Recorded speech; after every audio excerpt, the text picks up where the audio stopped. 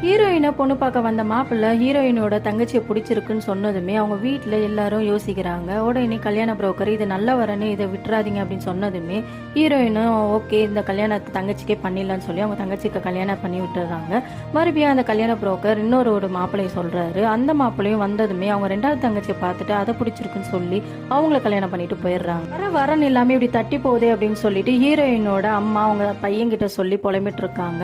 ஒரு கட்டத்தில் அவங்க அண்ணனுக்கும் நல்ல வரன் வந்து அவரும் கல்யாணம் பண்ணி போயிடுறாரு. இந்த கவலையில அவங்க அம்மாவுக்கு உடம்பு முடியாம படுத்த படுக்கையே ஆயிடுறாங்க. சாகர காலத்துல எப்படியாவது என் பொண்ணுக்கு கல்யாணம் பண்ணி பார்த்தணும்னு சொல்லிட்டு அவங்க கடைசி ஆசையை சொல்றாங்க. அவங்க அம்மாவும் இறந்து போயிடுறாங்க. ஹீரோயினுக்கு கல்யாணம் ஆகாம இப்படியே இருக்காங்க. யாருமே இல்லாம ஹீரோயின் தனியா இருக்காங்க. அவங்க தங்கச்சி மறுபடியும் 3ஆவது மாசமா இருக்கிறதுனால 2 பொண்ணுங்களை பாத்துக்கிறதுக்காக இவங்க அவங்க வீட்டுக்கு போய் தங்கி இருக்காங்க. அந்த டைம்ல அவங்க வீட்டுக்கு யாரோ வராங்க. இவங்க அக்காவை பார்த்ததுமே அவங்க திரும்பி போயிடுறதுனால ஹீரோயினோட தங்கச்சி அவங்களை பிடிச்சி திட்டிடுறாங்க. நீ இங்க இருந்தா எதுவுமே நல்லது நடக்காது, நீ விளங்காதவ இருக்க அப்படின்னு சொல்லிட்டு அதனால மனசு உடைஞ்சு அந்த ஹீரோயின் மறுபடியும் அவங்க வீட்டுக்கே வந்துடுறாங்க.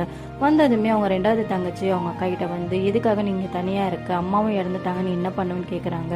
அவங்க பாத்துக்கிற வந்துரு அப்படின்னு சொல்லி கூப்பிடுறாங்க. இல்ல நான் எங்கேயும் வரல, நான் அம்மா ஞாபகத்தோடு நான் இங்கேயே இந்த வீட்டுக்கு ஒரு தூணா இருந்துக்கிறேன்னு சொல்லிடுறாங்க. கல்யாணம்ன்றது நடக்க வேண்டிய டைம்ல நடந்துடணும், அப்படி இல்லைன்னா இந்த மாதிரி தனியா தான் நிக்கணும். அவங்கவுங்க வேலையை அவங்கவுங்க பார்த்துட்டு நம்ம தனி மரமா தான் நிக்க வேண்டியதா இருக்கும்.